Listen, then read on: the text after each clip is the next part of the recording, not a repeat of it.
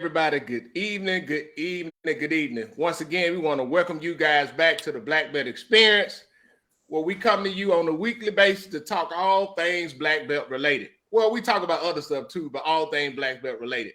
So what's going on, Robert? How you doing? I see you got your hat on. I'm chilling. I've been in these streets. I'm all right.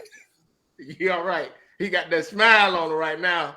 Larry, what's going on? Where you tuning in from, Larry? Man, I'm up here in Richmond, Virginia, man, for school, just chilling, sitting back, getting ready to hit it tomorrow for class. Listen, man, and listen, man, that weather been disrespectful up here this past weekend. Look, I tell people it's a 60-degree difference from yesterday and today, and we still under 40 degrees up here. Keep that down.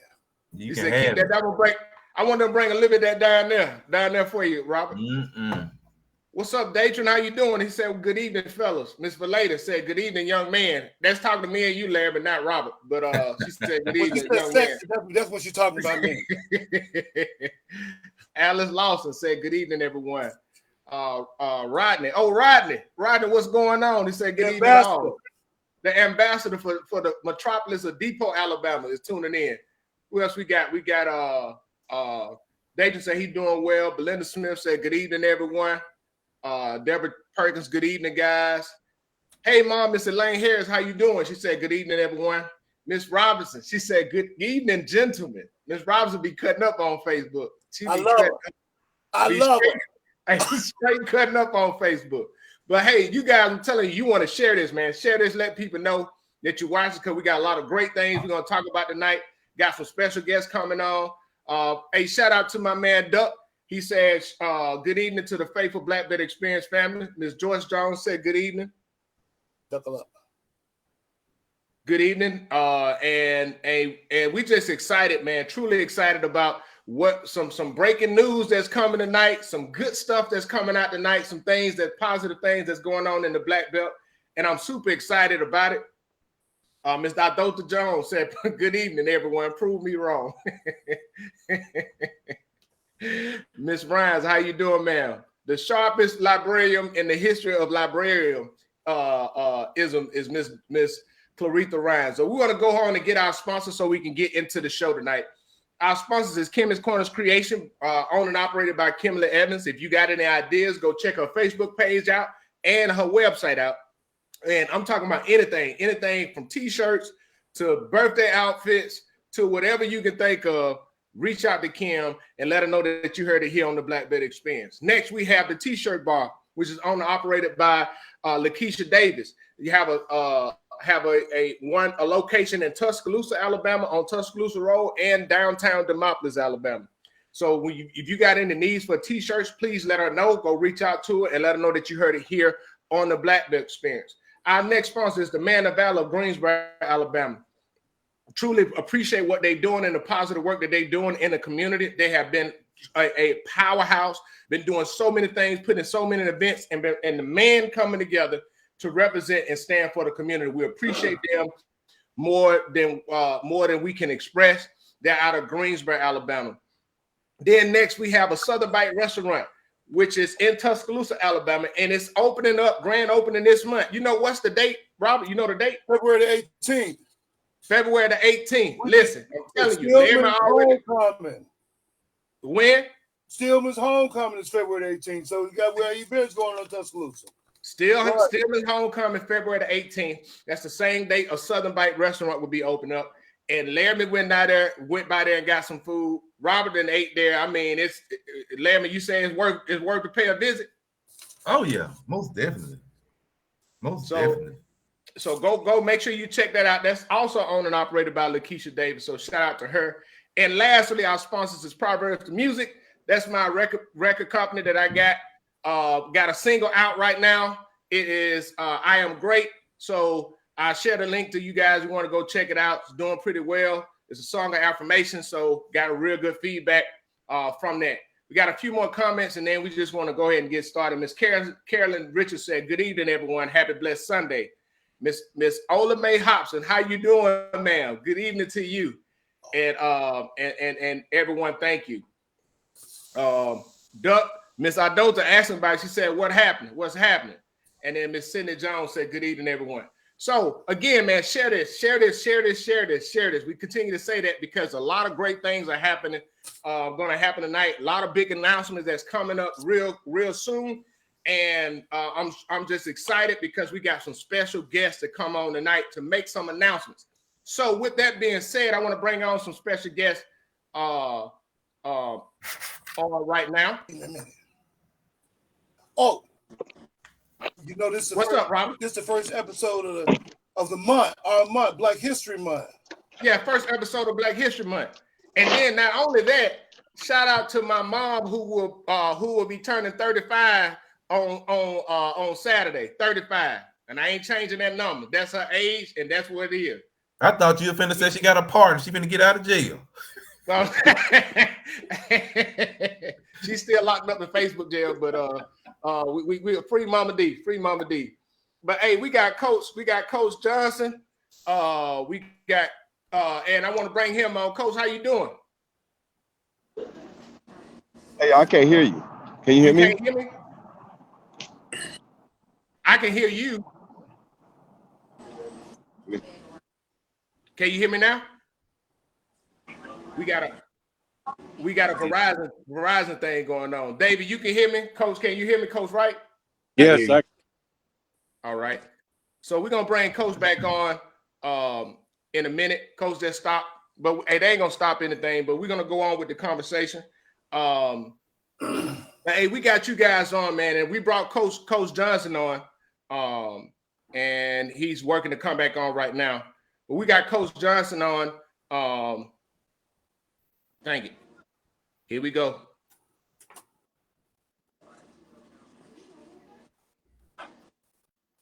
Well, we brought Coach Johnson on, and we got Coach Wright here, and they're gonna come back on, but we're gonna go ahead on and keep going with it. But we got Coach Wright here, and Coach Johnson called me, and he said he had some good news, right? And one of the good news is you see Coach Wright here. Coach Wright is being brought on as the new offensive coordinator for Greensboro High School. Is that correct, Coach? yes, sir, and resource and special ed resource teacher. All right. So we got bringing Coach Johnson back on. Coach, you Got good? Got it. We're good. Okay, We're good. So hey, I passed the baton over to you, so you're gonna introduce who we got on the screen with us right now. Okay, Coach Wright. y'all, this is Coach Wright. He's all the way from the Carolina States, man, and he's originally from my home state in Georgia. I'm glad to have some knowledge around me. I'm glad to have more knowledge around me and somebody that I can work with and also learn from. But Coach, I'll let you take the floor, man. I'm glad to be here. Moved down from Greensboro, North Carolina to Greensboro, Alabama. Gotcha. Been coaching since actually grew up in Atlanta, Georgia, went to St. Pius High School, played collegiately at Georgia Southern, was on the 1986 national championship team down at Georgia Southern, played for Coach Eric Russell. Actually, I've been coaching since 1994, got my degree from East Carolina University, went and started coaching at Aiden Griffin High School way back in 1994, and most recently I was at Guilford College. I spent most of my career as an offensive coordinator and head coach, and happy to be down there with Coach Johnson. The kids at Greensboro High School are fantastic, and I think they're hungry, just thirsting to win some football games. Hey, Coach, we just want to welcome you for that, man. So right now, this would be your 30th year of coaching. Next year would be your 30th year of coaching. Yes, sir. And been involved with the game since I was 6 years old. So, Coach, I ain't trying to call your age, but I just said it's been a long time. It's been a long time. Real long time. I'm 50. I'm What's up, 54 Robert? years old. Okay. I'm glad. Welcome. Now we can bring the wisdom to this That's panel. right. You are almost older than Robert Taylor. Amen. Handle yourself, because these young folks over here wearing me out. Hey, Go ahead, Coach. I'll tell you what, though. I don't coach like I'm old, and I don't feel old. And you know, part of that's those young men I've been coaching so long that they keep you young. You know. Yeah, that's good. So, Coach Johnson, man, Oh, yeah. what are some of your visions that you have for the upcoming season? Because, Coach, I would tell you, man, I've been seeing you grinding. I've been seeing you doing a lot of work, posting, having a lot of recruiters coming to the school. You get kids opportunities. You know what I'm saying? And I just want to salute you for that, because on the show, like I said before, 2 years ago, you know, we made a comment. I reached out to you. You told me what your plan was, what your vision was. And, Coach, you have been doing that from day one. You have been sticking to it. I know you had to overcome a lot and deal with a lot, but I just want to give you your flowers right now and salute you for the work that you've been doing to help change the lives of these kids. So just want to thank you for your work. But, Coach, what's some things going on? What you got going on? I truly appreciate that, man. Like I've said before, this is the guy move. So everything that we do is not because we want to, it's because we have to. It's something that is already manifest. It's just manifesting itself. So with Coach coming down, this is just another piece that's added to a bigger vision, you know? And the biggest thing about this is bringing what is needed that for these kids. You see what I'm saying? They already deserve so much. They already are ready to build on what we have. But the thing is, the fact of the matter, we're just behind the loop. We're behind the loop on resources. We're behind the loop on certain innovative things. But bringing Coach down here, and then the legwork that we've done thus far to build the foundation for this program, and the headway that our administration and the board has done for our program specifically has really catapulted anything that we could do thus far, you know? And with some of those things, the biggest thing that we said, again, 2 years ago, we first talked, is that we were behind the loop on weight training. We're behind the loop on strength. A lot of these teams that we play in our area, I mean, it's not the fact that they're better. They're just bigger, faster, stronger.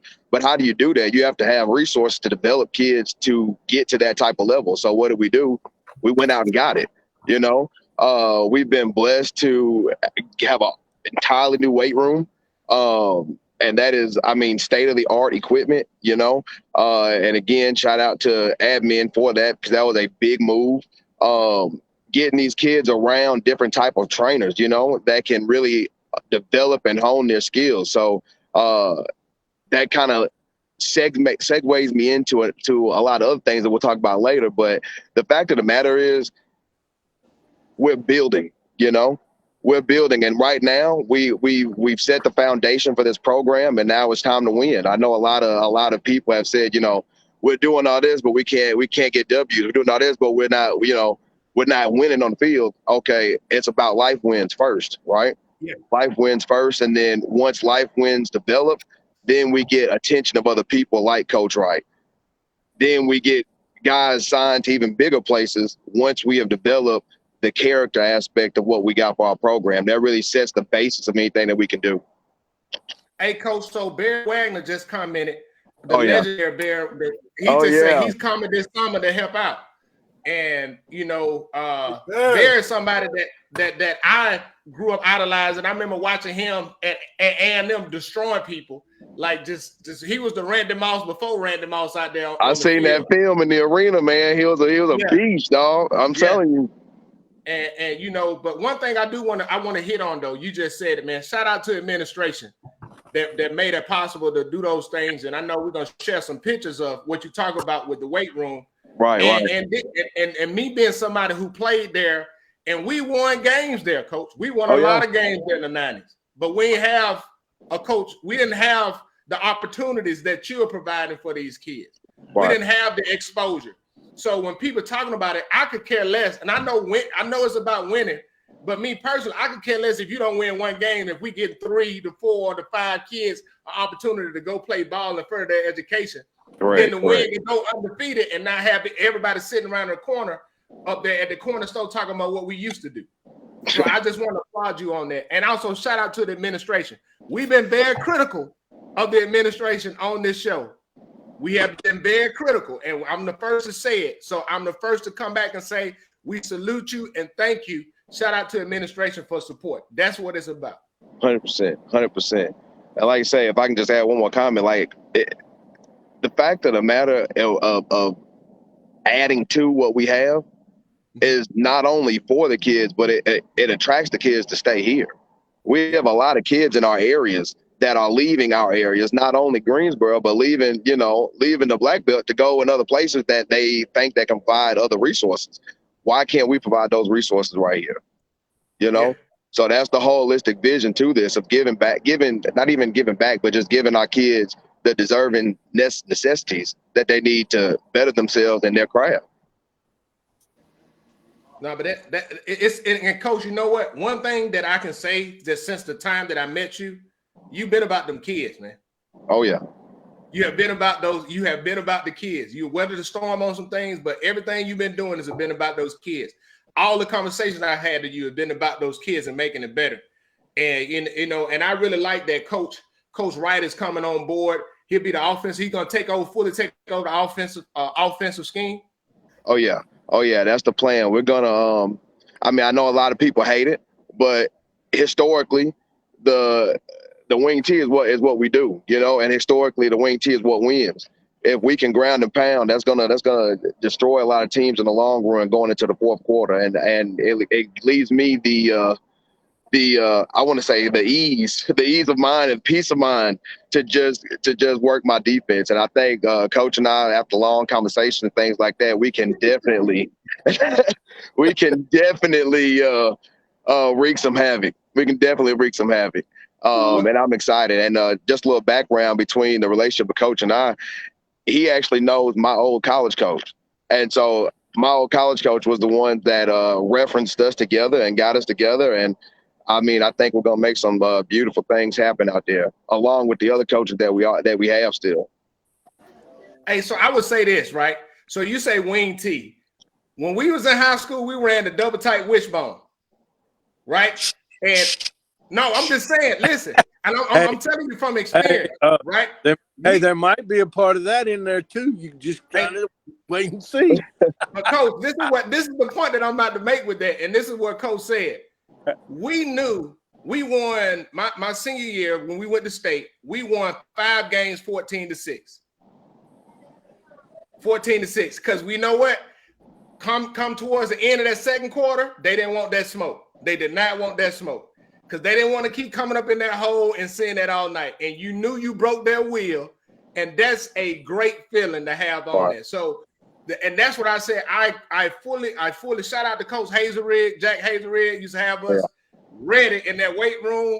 We have some horses, and I'm excited about the thing that you have going on. So hey, I got a question for you, Coach. Go ahead, Larry. Like at my son's school, if you played basketball, there was a class slated just for basketball during school. Football players during school, they out there working out. That was their class. Do you think that we'll ever be able to incorporate that in Greensboro? I want to answer that very truthfully. We will once we get the staffing to do it. Because right now, it's not the fact of we don't want to do it. It's the fact that we just can't right now, But that also leads to a lot of other things, like these kids making sure they take the classes needed early off to do things like that. Because if a child is off track, they can't take another elective.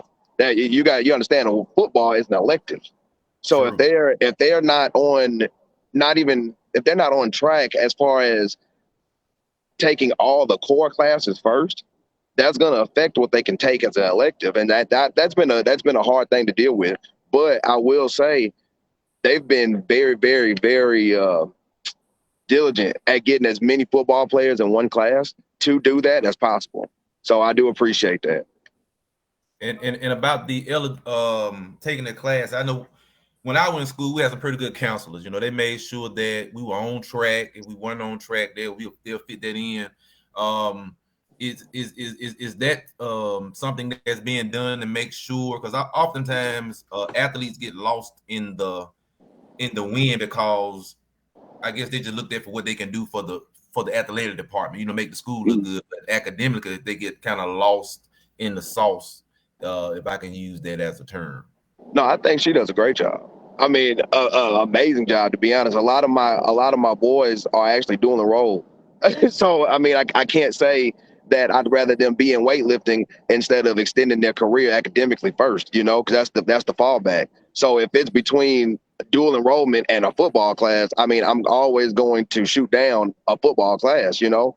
That's why it takes coaches like Coach Wright, the rest of my staff, that we'll put in the extra legwork to stay afterwards to ensure that our guys get the adequate amount of lift time that they need per week. You know, even if that is staying after practice longer so they can live. But I'd rather my boys be dual enrolled or be taking extra time at that career tech, you know, to go ahead and fulfill the academic piece first, because that leads to a lot more grant money, a lot more scholarship money on the long run, you know? Right. I agree. So, Coach, you've been working a lot of stuff and working behind the scenes on a lot of stuff. What's some of the things you've been cooking up? Some of the things you have planned? Okay, so can I talk about it right now? Okay. Oh yeah, you can talk about it right now. Cause look, I'm bringing in another special guest. You know, Perfect. One of Greensboro on the 3A lineman of the year when he was in high school. The from Duke University. You know what I'm saying? That's in North Carolina right now. David Reed. What's up, David? How you doing? Man, I can't complain. Doing good, man. I did enjoy the conversation leading up to this point, though. I like what y'all doing here. Getting just like you said on the thing, getting the voices heard on this end and making sure that you holding people accountable for, you know, what they say they're gonna do. So yeah, definitely gonna be tuning in more often. Hey, Coach, though, before I do this, I want to ask Dave this question. So, David, as one of the very few D1 players from Greensboro that played at the D1 level, and I can name literally on 1 to 2 hands. I mean, you have yourself, you have Terry Banks, D1. I mean, that's when you start thinking, it's not too many that they came through there. How does it make you feel to see coaches that are involved with trying to get these kids the exposure that they have right now? Man, it's amazing because I know that a lot of the things that I wish I had, you know, as far as resources, as far as, you know, just opportunities, even when I was coming through there, to see Coach Johnson doing those things and then some, it makes me, you know, excited about what the future holds for the program. And the reason why I say that is, David, how many other people you played with that was good enough to play at D1? I played with a few. I would say about 4 or 5. But Yep. Of course, you know, in order to make it at that level, you got to have all the other stuff taken care of as well. Fortunately, I was a good student, so I was able to, you know, step kind of right into playing college ball when it was time for me to do so. Yeah. But I just wanted to bring that up, that we've always had the talent. You see what I'm saying? But it's Always had the talent. Always. But getting everything else around it, that's the key. Yeah, that's it. Right. That's it. I never wanted to always had somebody to look up to when I was younger, playing football on the hill while y'all were out there playing. Of course, man. So we've always had great talent in the area. But really it's great to see somebody trying to get some eyes on it as well. So, Coach, what's some of the things that you got brewing up? And I know you was about to talk before we poured David in, so you go ahead on and talk about it now. Oh yeah, I'm excited, man. So March 11th, this is going to be a big thing, man. March 11th, we have the Black Belt Combine powered by the Lab. It's going to be a free football combine for upcoming, so 8th graders to 11th grade, so upcoming 12th graders, upcoming 9th graders. It's going to be a big event, man. It's going to be definitely comparable to all of the combines that are hosted around here. I'm talking about the big ones. So, I mean, definitely come out, definitely come compete. David's going to be there. Coach Lewis from Hatch is going to be there. We got some Rivals reporters coming out. We got On 3 coming out. We got 247. We have Ski Productions out of Georgia coming. They do all the big time events over there. Coach TJ with Ski Productions was just out at the what's called the Reese's Senior Bowl. He was just out there shooting. I mean, he's crazy with the camera. He's gonna be offering kids different types of how individual highlights and stuff if they want to get that. But the camp is free. Registration is gonna open up tonight after the show. But here's the kicker though. It's limited space. We want the best of the best to come out there and compete. We're going to have, like I said, going to have a lot of reporters out there, going to have kids. We're going to be able to give kids the knowledge of what recruiting is, what it takes, and not fluff it. You know, a lot of people think that recruiting is just, hey, I'm gonna post my stats, I'm gonna post my video, and somebody's gonna come pick me up. No. That's not how this game works. That's not how this game works. And I mean, David can tell you, Coach Lewis can tell you, he played at Florida. I mean, it's a lot of other things that go into it, but the biggest thing that, I mean, even Coach Wright can tell you, the biggest thing that these coaches want, A, are grades, B, our character, and C, you got to have that dog. That's it. That's point blank. So if you want to come out and compete with the best, like I said, it's a free camp, but you got to sign up quick because I think we're only offering 70 spots, and then 10 walk-ups, if that. So definitely come out. It's going to be a little intimate time, but it's going to be a lot of competition. And just a little insight of what we're going to be doing, the regular timing drills, you know what I'm saying, the 40, 5, 10, 5. We'll do a little bit of bench press competitions in there as well. And then we're going to have position drills. We got really good coaches going to be out there, going to be helping kids explain, you know, different type of fundamental techniques about what is going to at the college level. So it's going to be really fast, it's going to be really intense, it's going to be really competitive. And then after that, there's going to be only a chosen few to make it to that MVP showcase. And of that showcase, the lab and the lab director, Coach Donnie, will choose, you know, he'll choose a couple guys to come on his 7-on-7 team. His 7-on-7 team is national. So definitely come out. Definitely sign up. It's going to be a big time event. It's going to be held at Greensboro on the field. But like I said, we'll just be out there facilitating, and, you know, David and Coach Lewis, they're going to be the ones that, I mean, they're the eye candy of the program.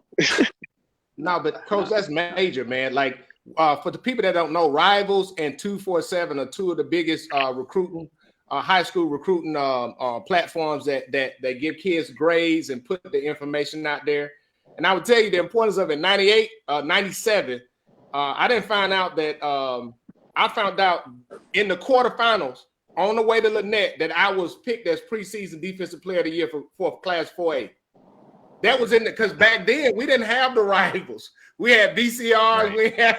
We had that print that they did at the beginning of the year and didn't even know about it. You see what I'm saying? So that's the point about it. Now you have this combine where these kids getting exposure, and I don't know people realize how huge and how big this is. Right. Like, this is major. So, and we got some people asking, how can I get my son signed up? Right. Is right. it just going? Definitely. They're asking right now, Coach, how can they get their son signed up? So definitely. So you can go to thelab.com, or you can just go to Greensboro High football page, or I'll share the link on here as well on the QR code, so you can sign up on there as well. But definitely sign up quick. I think there's going to be a major event, especially for the kids in our area. The biggest push behind this is, why do our kids have to go, you know, an hour and a half away to get what is right here in our backyard? The lab is right here in our backyard. It's right there in Tuscaloosa. You know, there's a lot of other places right here in Tuscaloosa that our kids can go to. But again, that's the investment. And I mean, I'm big on parent investment. If you don't invest in your child, you can't expect for your child to get everything that his potential says he could do. Now, that's a big thing, you know. You have to be willing to go that extra mile for your child, because if not, they won't meet their potential. And that's just what it takes. Because everybody's not blessed, like, you know, like David, like Coach Lewis. They got height. That means a lot in this game. You know, everybody doesn't do that. Everybody can't have that. You know, that's something that you can't develop. That's either you got it or you don't. But the ones that don't have that height need to develop their craft into something that's unchangeable, that can't be swayed, can't be varied, and it has to be better than anybody else. So that's where these different trainers come in at. That's where the resources to this area come in at. And I hope that in doing this, we can really draw attention to the need of what is essential for development to the black belt, especially our half of the state, you know? Yeah. So, David, I want to ask you a question. Coach brought this up, and he talked about that dog, right? So you from Greensboro, you get recruited, you go to the ACC, go to Duke University, and you get up there. When did you realize, like, you had what it takes? Just like Hey, I got that. Hey, listen, I'm from Greensboro. It may be a small town, but I got that dog in me, and I'm a grind to get it. When did you realize that? And did you feel like Did you feel like you wasn't? Did you feel intimidated from where you came from, or did you realize like, dude, I'm just as good as anybody here?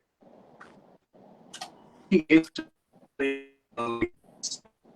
in this whole different place, whole different demographic of people, and so really I kind of went in with more or less a chip on my shoulder, to disprove like a lot of, stereotypes people have about someone being, from the South, from the deep South, from Alabama, from where we from, people think that we just a bunch of bumpkins out here, so I carry some of that with me, but it wasn't like animosity. It was really just fueled to like prove to myself that I knew that I could do the things that I had dreamed of doing, and really just try to take advantage of what was in front of me and just go for it.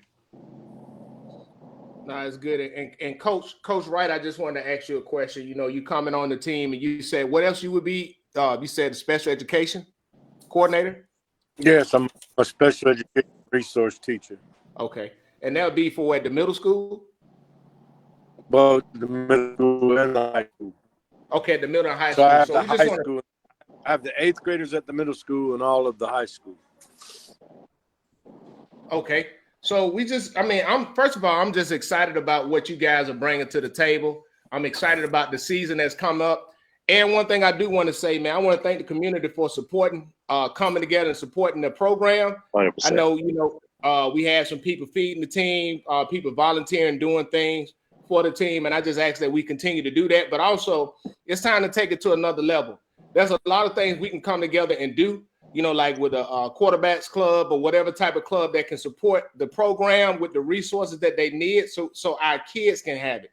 So like there's things from me that I think that, as a community we can do. We can give you guys, water, Gatorade, those type of things to make sure that you have it. And Coach, like I said before, anything you need, just let us know and we'll make sure we try to rally the troops together to support the program. 100%. Damn, you had something? I got one more question for you, Coach Johnson. I knew it was coming. Coming. Go ahead, Larry. Jump the gun on me and ask David Reed the question I was going to ask you, but David come from a different era than the kids nowadays. He come from a kids, he had something to prove, it's not what you think it is really.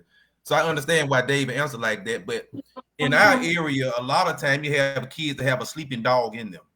The potential is there, the skill set is there, but because of where they're from, they feel like they have to be better than what the environment say they should be. How do you wake up that sleeping dog in some players that got it? I mean, you can see it in them. How do you wake it up? Mama ain't telling them that that they can do it. Daddy ain't tell nobody else. How can you wake up that sleeping dog to let them know you're more than what everybody else say that you are? Well, number one, I mean, I don't know if I'm really allowed to say this, but a lot of kids in our area go to church. So the number one thing is we show them how to have their personal relationship with Christ. That's the first thing. Second thing, we put a group of men that are dads, that are husbands, that are, Christ followers around these children. Like Coach Wright, like Coach Page, like Coach Banks, like Coach Davis, like all these guys that we have around these kids, you surround them, right? And then you coach them up, you develop them, you let them know that they're more than that football player, they're more than that student, they're more than that child, they're ours.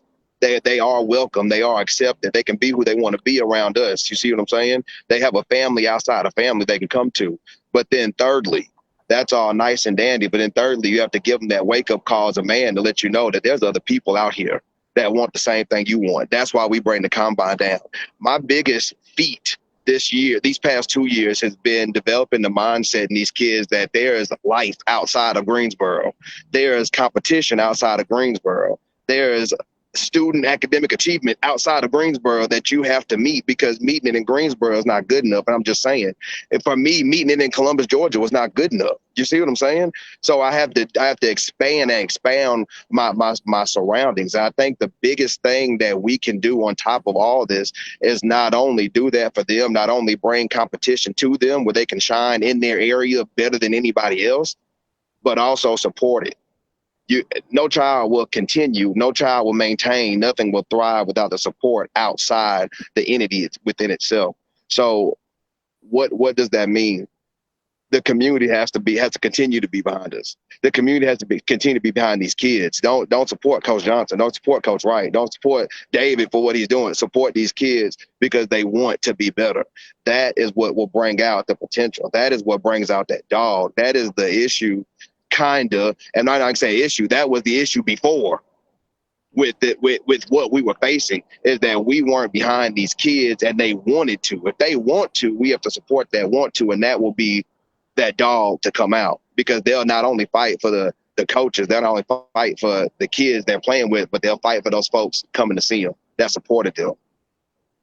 Well, Coach, and I ask that question because oftentimes life don't go like we wanted to in the real world. Right. But that don't mean that you give up. Right. That don't mean that you quit. So, and a lot of it is mindset. Like they have to change their mindsets, because correct, the fans may not come out and support, but you still got to fight, because it's more to it after this, because the fight goes on beyond football. Correct. Because once you become a man, life's still not gonna go the way you want to, but you still got to fight. You still got to thrive. You still got to have a purpose in life, and that's why I asked that question, because oftentimes we're especially a lot of our young people, we feel like if don't nobody else care, then I'm not gonna care. But just because don't nobody else seem like they care, you got to care about you if don't nobody else care. I mean, right. You got to, make that way for yourself, through the help of God himself. But oftentimes we give up because we don't see other people, in the stands and this and that. And in life, people not really gonna cheer you on. Right. Nobody. Hey, Coach Wright, you was about to say something. Well, can you hear me? Yes. Yes, sir. I just wanted to add on to Coach Johnson. One of the things is, those kids got to see a good example. And, Coach Johnson has done so much already. I mean, when they saw that new weight room, he kept it a secret. And Coach is not just asking for handouts. Coach is rolling up his sleeves and sweeping floors and washing whatever it needs to be done to make. And I think the kids see that not only does he talk a good game, he talks the talk, but he walks the walk. He's not afraid to roll up his sleeves and get his hands dirty. And now he's brought on me, and I'm not, afraid to roll up my sleeves and go to work. And I think that they see, what a fine example he's showing them of good work ethic. And I think that's going to carry over into everything they do. I'm a firm believer that football is the only sport that still teaches young men about life. When things are down out there on the fourth quarter and you got to go back to your fundamentals and get it done. Same thing when the power's off and the lights are off. Are you going to lay in the bed? Are you going to get your butt up and go to work and get the baby some milk and get the power on? You know what I mean? And I'm a firm believer that football still teaches that, where so many other sports are all about me.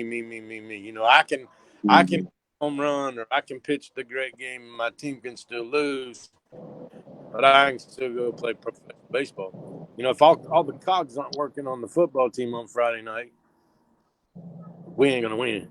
But what I think is Coach Johnson is leading by example and showing these kids, hey, he's not afraid to work. He's brought on Coach Wright, and I'm not afraid to work. And and everybody else isn't afraid to work. They're going to see, and we're going to expect. And the other thing, if you expect something of them, they will perform. I'm a firm that if you don't expect, and that's in the classroom or whatever, you got to expect something from them, and they'll come along. I'm a firm believer of that. And Coach Johnson is doing a fantastic job. And if he wasn't, I wouldn't have come slam across the country come down here to Alabama. From Greensboro to Hey, Greensboro. So quickly, Hey, coach. so I was up at Greensboro, North Carolina at Guilford College. I think the young man that played at Duke, his name's David. Is that correct? Yes, that's Are correct. you still in Durham? You still follow the program? Yeah, I am, and I do. I was So able to. my good friend from Beaufort, Georgia, is a guy named Jess Simpson. He's the defensive line coach up there. I don't know if you know him, but he's a good friend of mine. He's a fine coach up there at Duke.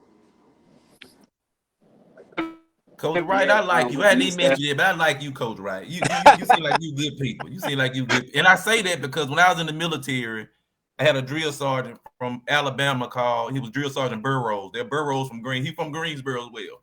But he smoked me every chance he got because I was from Greensboro. But the day he got down with me and did push-ups with me, man, that motivated the rest of my military career. I mean, it changed my whole mindset. Because he saw something in me, I didn't see it myself. And that's why I was saying, a lot of these kids they look in the mirror and they don't see nothing. No. But you can see the world in them, and it's up to, the youth or the community to help them see it. Right. And one thing coach is really good, and I've said this all my career, but coach is really good at saying, when we get something, we have to take care of it because, people give their hard-earned money for that stuff. And they're not going to give you any more if you don't take care of what you got. You know what I mean? So he's setting a fine example. I mean, he's doing a wonderful job, and hopefully, it's gonna lead itself to wins on the field. But I guarantee you, it's gonna lead itself to producing some fine young men at Greensboro High School. Well, I would just say this though, Laramie. The reason why Drill Sergeant Burrow was down there with you, because he know you like throw them hands. But, I want to say this though, and like I said, there's one thing about it is, and I'm gonna say it for the coaches because I don't want them to get in trouble, so I go ahead on to say it. Right? Just because you disagree with the method or how they go about doing things, you got to look at the body of work and see what they're doing for the overall person. Because the world don't care that that's your baby. I'm telling you, outside of Greensboro, they don't care that that's your baby. I'm just being honest with you. You think you're going to go up to a college program to tell the coach how they talking to your son? I'm telling you, they ain't going to be on the team. What? No, I'm just saying. Like, David, do they care in that aspect? No, they don't. They don't. Because you're going to get cussed out of everything playing college ball, ain't it? He froze. They demand the best of you, and that's the thing that I want to say. Like sometimes we can get upset about certain things, and I get it, right? But when somebody wants something for your child, and I'm not telling you if something get out of hand, I'm not telling you not to address it. But I think too many times we're uber sensitive to things when people are pushing us to be better, and want better. Robbie, you've been quiet. You got something you got to say? You got to trust the process. Actually, I don't, because I'm just kind of taking it all in because I had no idea what was going on tonight. Go ahead. Mr. Tal, can I comment on you real quick? Yes, sir. Mr. Tal, you had said something that really, in one of our talks before, you had said something that really, I really took it to heart. And I really had, been trying to change that. And one of the things that we had talked about, we was talking about the atmosphere. Because I know you fed the team a couple of times, and even within that atmosphere, even on a game day, you said it didn't feel like winning. That is something that I really took to heart. That is something that's really pushed me and motivated me, because the thing is, if the atmosphere of where you come into does not feel like winning, how can you expect that? And that is the expectation. The expectation is to win. The expectation is nothing less of what you can fully put out. But if you don't feel that when you walk into the door, that needs to change. So I truly appreciate you, lighting that fire, because definitely you will feel a change come this regular season. There you go. What's up? That's what I want to hear. That's all right. Thank you. That's why we call him Grandpa. Yeah, that's that old man wisdom coming in right there. No, but I want that hat. But get you one with color. Hey, coach, though, but for real, honestly, you know, one thing that we talked about before is, you know, when you're talking about teaching these young men to be men, Oh yeah. one of the biggest things about being a man is being able to handle confrontation. Ooh. Ooh. And not run to your mama to come fight your battles for you. Because most of the time, the reason why we so upset about confrontation is we don't want to face the fact that we wrong. Mm. So, and that's a fact right there. So like, the reason why I said it, being in the military, we need candor. You need candor in your life. You need somebody to, hey, you wrong on that. So either you can get in your feelings or you can adjust. And like what I said before, Coach, I was critical of you. I spoke out on something on the show. I reached out to you. We reached out to me. We talked. And from that point, it's been like man, carried ourselves as men. And like I said before, this is the thing I told you. And people in my email that I sent to you, I said, Coach, I've never been a coach before. And you will never hear me offer try to critique you on how you coach. Right. But I did say that I had over 20 years of leadership experience, and I'm here to support in whatever you need. Correct. And that's the whole point about it. That's what I was talking about. Just in this is respecting and coming together and offering that. And I would tell you, Robert Tabb talked about it, and he's serious about it. Now he the OG of the group, and when he get going, you know, he really feel it. And that's one thing about it is, you know, I appreciate him for dropping that nugget on you. And you know, and if you don't mind, I'm gonna share some photos so people can see that weight room, man. Man, that thing look nice, man. It looks nice. And Miss Town, I want you to really look at that. Let me I want you to look at it, and then I want you to come see it. I want you to come see it later on. Let me know what you think. So you said March 11th is the combine, the combine, right? Yeah. All right, and you have Coach Lewis from Hatch who played at Florida. Correct. And then you got I say coach, but David Reed who played at Duke. He will be there as well. You have yourself. You have Coach Wright. You have Rivals. You have representative for Rivals, representative for 247. Also, the lab. The lab, they will be running the whole thing. So this whole thing is really powered by the lab out of Tuscaloosa. Coach Donnie and his staff does a great job of training the kids. Coach Wright and I will just be on site because they're on our field, but the lab is running the whole thing. They're folks. Say what, Coach? I might need Robert's hat to wear on the combine. What color you want it? You want it in red or you want it in black? Hey, he got them for you, Coach. If you need them, he got them. That's the fedora man right there. Hey. Hey, would it be a flyer? Would that be a reminder? We got a flyer. Oh he we got it. I'm gonna post it all on the Black Belt Experience page. I know he's gonna have it on his page. We're gonna put that information out. And this open that. Just to throw this out there, not only is the coach going to have those guys there, but I'm also a representative of Football University. So if I see some guys, they might move on to Football University from the combine here. So it's going to be a big deal. Big deal. Man, this is great, man. I know, you know, Coach, you reached out, and I thought it was just a great idea to get this information out there because it's open to all. You say you got about 70 slots. So when you get in, you know, if you're serious about it, time to invest in your kids, give them that exposure. Exposure leads to expansion. And I'm just excited about the opportunity that we have going on in the Black Belt because there's stuff happening in the Black Belt. Correct. And Coach, what year would this be for you, Coach Johnson? This will be my fourth year. Third year as head coach, fourth year as a coach on staff. So I mean, this is big. This is big, and like I say, it's about life wins. We had 3 scholarship signees last year. We'll have hopefully some come up here in a little bit. I don't want, you know, that's their glory. I'm gonna let them save that, but hopefully some more here in a little bit. And, you know, we'll definitely have some coming up in this year's 2024 class as well, without a doubt. And, I mean, and then so on. We have them rolling in, man. It's so much talent in this area. It's so much talent that's coming up. I'm talking about from the middle school, the elementary school. There's so many athletes.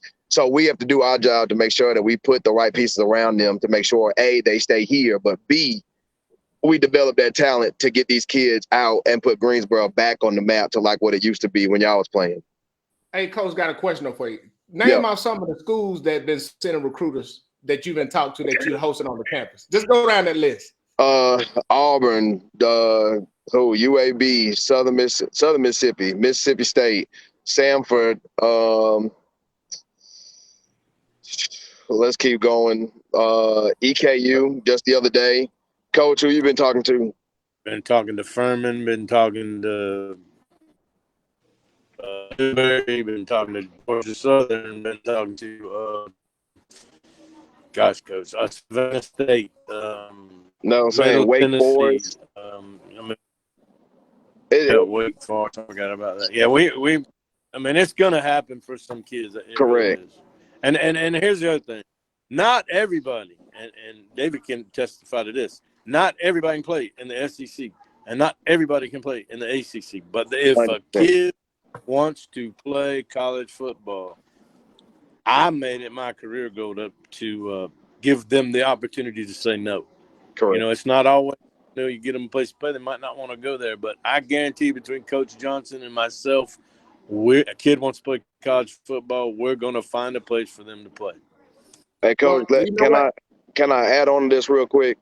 Mm-hmm. So the misconception is D1 or bust. We have got to kill that misconception because the purpose is not I go to school to play football. The purpose is I use football to go to school. That is the key that we are instilling in our boys. Our boys, it's not about D1 or bust. It's about, dang, I can get really good at my craft and use my craft to pay for my education to create a better life for myself and create a better life for my family. That's the key. We can't push anything else but that. So I really appreciate, like I said, I really appreciate Coach Wright because he has the same exact mentality, and he knows the same exact circle that I know, plus some, So I can't thank him enough, and I can't thank my staff enough for really, embellishing the fact that we are a program that pushes academics, and it just so happens that we have some damn good athletes as well, Coach, hold on, Coach. Go ahead, Coach. You hear me now? Yes, we can hear you. I want to throw this out real quick. At the D1 level, if you go to Alabama, if you go to Georgia, it's all or nothing. They're putting a full ride on you or they're putting nothing. Well, you drop down to the Division II level, now they're going to try to use their money as wisely as they can. So they're going to use any academic money they can get. They're going to give you some football money. So that's why those academics are so important, because when you start dealing with the Division IIs and the NAIAs, they're trying to get as many players as they can for what money they have.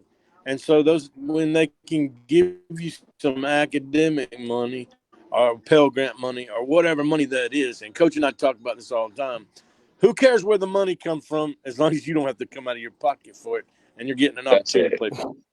And that's where we have to educate these kids. You know what? There's other places besides Alabama. I mean, dadgum, I wish I could go. I would have liked to have that offensive coordinator job at Alabama. But it's just going there for me, right? So there's other avenues, like Coach said, not everybody gets to play on Sunday. So what are we using? We're going to try to use football to get me an education to go as all night to let's go do life. Well, one thing I do want to say with this, and this is why it's so important on the long run. When you come from where we come from, and in the Black Belt, where we have the medium household income is less than $25,000, when you get kids that can go to school and get their school paid for, that they're not coming out in debt and they're starting off and they're like the first ones to kind of start to build things for their family, they're not starting out in the hole with $40,000, $60,000, $80,000 just to get a degree, just to make a $60,000 a year job. It's a lot more you can do when you starting out with no debt from school and you making that $60,000 a year. Hello. What kind of job they getting for $60,000 a year? What'd you say, Larry? What kind of job they getting starting out $60,000 a year? I was trying to be positive, Larry. I didn't want to hurt people's feelings, but Hey, be real about that. 35,000, 36,000. 35. But when you're looking at that, and just I don't want people to really look at it and look at the numbers. $36,000 a year is $3,000 a month. That's without taxes. That's without FICA. That's without social. Like that's so really get you. So really, if you're making 3,000, you might see 22 of it. So now you start talking about the average cost of rent or mortgage or car insurance, car note, groceries, goddamn eggs, $8 for an 18-pack. When you start looking at that right now, that's something that people don't think about, but you really have to look at that. So now, what if I had to take $300-400 of that $2,200 that I got to pay back those student loans, or I don't have it because I utilize the opportunities that people in my community got me so that I could use my talents to go to school for free. That's the stuff that we're talking about. And that's why we got to get, that's why it's so important. That's why I'm so happy of what you're doing. David, you coming back, bringing that experience from your experience. You're pointing to these kids, and it's up to the kids to take it and up to these parents to take it and to do what they need to do with it. Because I'm telling you, what I wish if between, I'm not gonna lie, between 95 and 2000, if we had this right here, I promise you, we would have sent about 50 kids to D1 schools, at least 50, at least. And let me add this too. I have to give a huge shout out to Horseshoe Farm, Project Horseshoe Farm in town. We have 5 fellows that are direct mentors to our team captains. And then we have 2 fellows that are direct ACT and SAT prep for our team. And then what we've done is extended that to all the athletes as well. So we're not just about football. We're going to develop your child holistically now to where we're not going to send them out to go take no ACT test by themselves to where they haven't developed that skill to know how to take the test.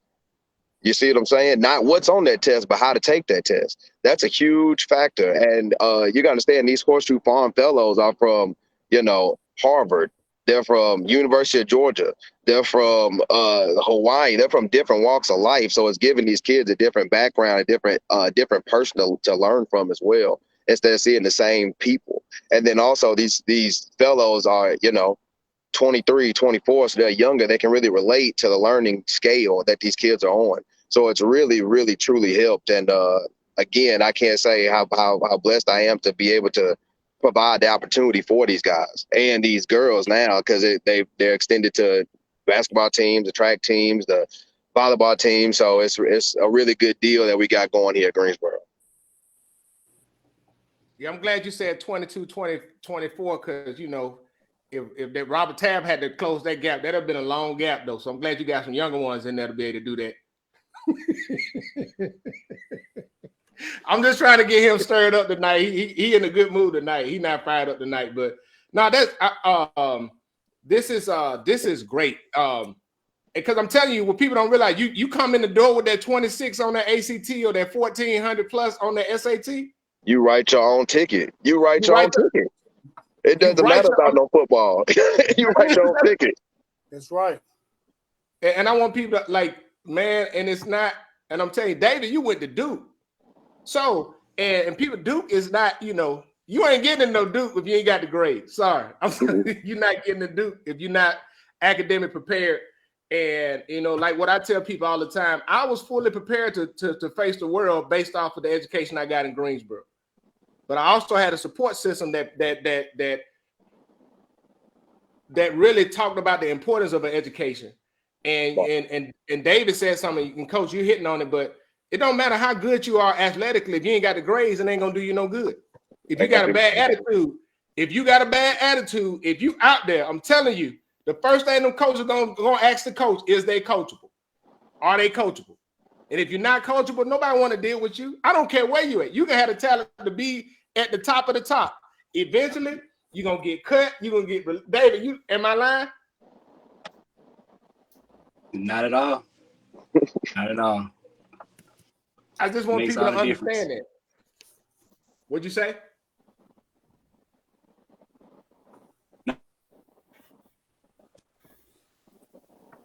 I think it's But like to hear something and to be able to go and do it and to be able to build trust in the staff and your other teammates and things like that, that's important. I mean, you can be as talented as anybody else, but if you can't do what you're supposed to do when you need to, you're not helping anybody at that point. You're right. My niece just actually said, I'm tuning in late, so I don't know if it's been asked or not, but do you all push your kids to look into HBCUs? And yeah, I mean, you had two that signed last year to Miles College. Correct. We had two that signed to Miles College and that staff up there. I mean, those are all great guys. And actually, Coach Carter, one of the assistant coaches, came down to our practice just to recruit our kids. So we definitely have a really good relationship with all the HBCUs around the state. And then I have a great relationship with the ones in Georgia as well.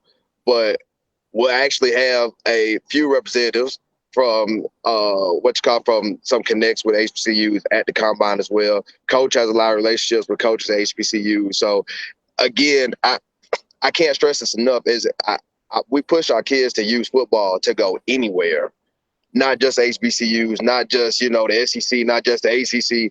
If they have the grades and a school is needing players that can offer us some money so these parents don't have to come out their pocket, that's what we push our kids to. We don't want the situation for our kids not to go to college because, I have to pay, or I can't afford. We don't want that to be an issue, Since I'm up here to Virginia Union where I'm at, up this way, they got a top-notch football program. Called them. But Coach, and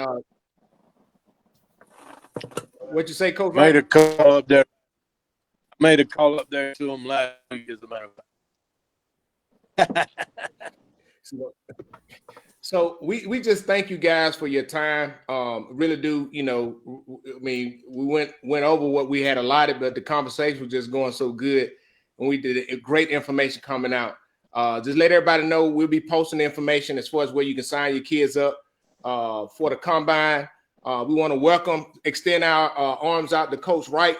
Welcome him from Greensboro to Greensboro, bringing him down here. There you go. We want to talk about, shout out to the administration for what they did in supporting you with the weight room. And my niece, who's the best female basketball coach in the black belt down at Linden High School, Megan, Coach Hinton, she said, can I get some contact information? I want to connect. I want more connects as well. So, 100%. Yeah, we'll be posting. You can follow us on Facebook and Twitter and Instagram. All information will be on there. Okay, let them know where they can follow you. Yeah, put y'all social media stuff on out there. What is it? The Facebook page is Greensboro Raiders. The Twitter page is Greensboro High. The Instagram is Greensboro.Raiders. All information will be on all platforms, and also it'll be on thelab.com in Tuscaloosa. So all that will be on there. You can sign up online. You can sign up through the Lab's website as well. We want to thank you. So, Dave, you got anything you want to put out?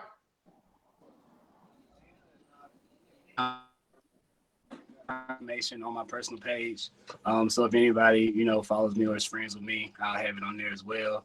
I'm just excited about what the future holds for the program. And I want to continue to be, a resource for that as we move forward as well. And Coach Wright, are you on ground now? Are you down in the metropolis of Greensboro, Alabama now? Yeah, I've actually moved. I came, I guess, Thursday. I've been here 2 weeks, and I'll tell you what, it's tough to find a place to live down here, but I finally found a home.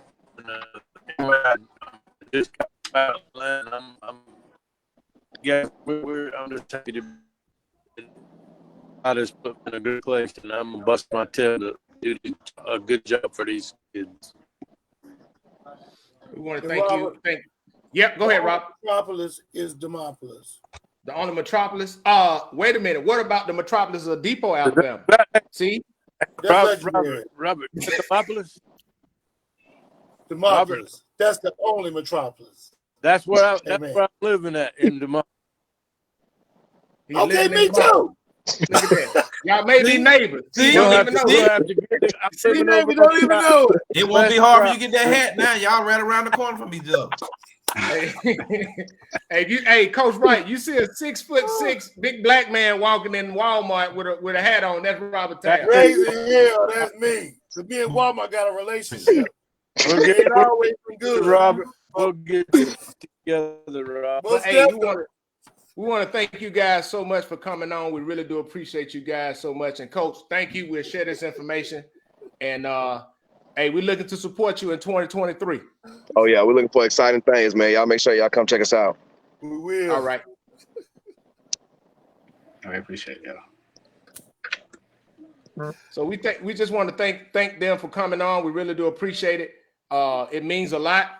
And so, man, I'm just excited, man. I know Coach reached out to me, and I just thought there was real good information to just put out so people to see a lot of things going on. And what I do want to talk about is, again, man, shout out to the administration, because I'm gonna post some pictures of that weight room, man. That weight room is nice. Nice. Like, It is very nice. like Very nice. it's nice. And just what you said, Robert, you know, that sets the atmosphere of winning. And I know we talk about winning, and people get on social media, talk about if they win or lose, and they want to make all these things. Hey, come out and support. Let's spend that money. Let's get out there. Let's pack the stadiums. Let's support these kids. Let the kids know that we're behind them.